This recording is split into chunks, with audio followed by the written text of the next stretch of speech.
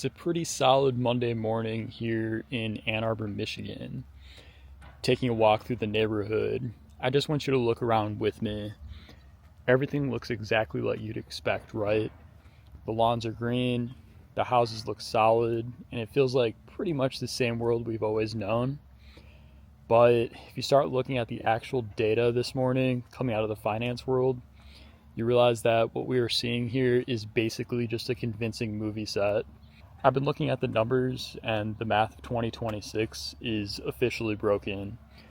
The life we were told to work for in middle school, high school, and college feels like it's being replaced by digital plumbing designed to keep us on a permanent treadmill.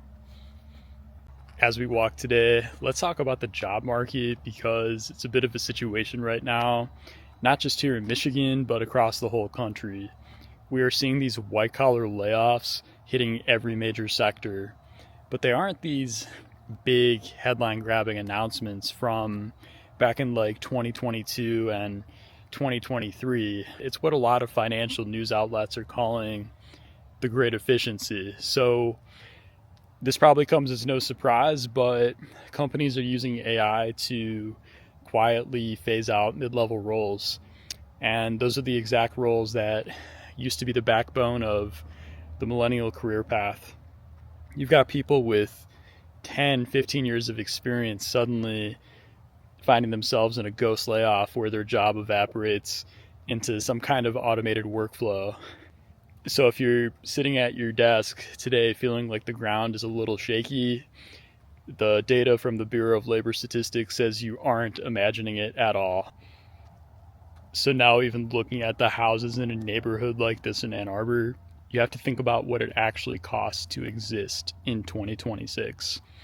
We are officially in the era of the electronic shelf label and surge pricing for basic survival. Even if I didn't go to the store today, the reports are all for the financial news. I'm seeing that Walmart and Kroger are finishing their rollout of digital tags, and those tags can update in real time.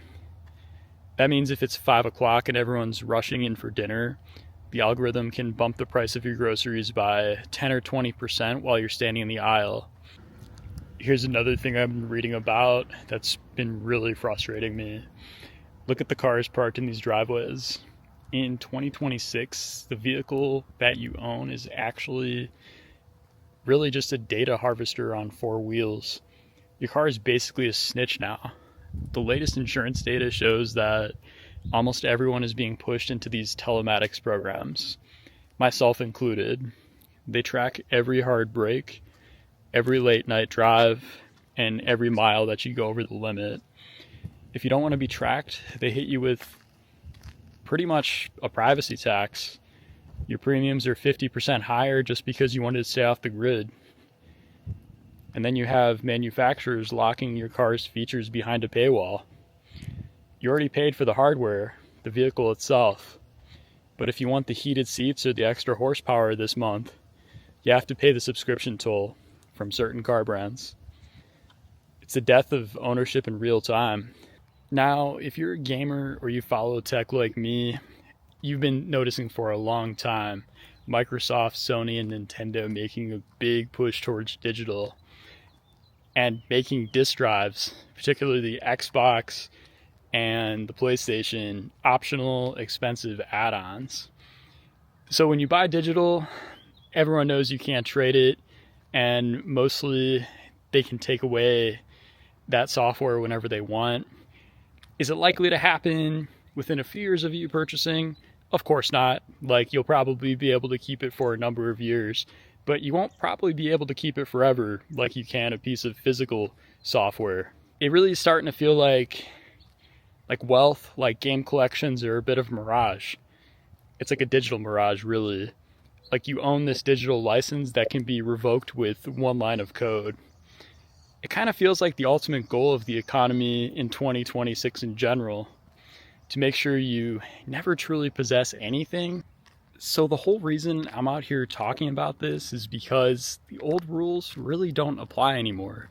The advice we got 10 years ago to survive is officially like a scam in this new reality.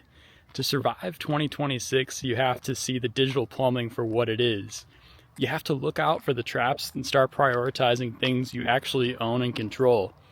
That could be purchasing an older vehicle that doesn't require weird subscriptions just to use the features that are built into the car.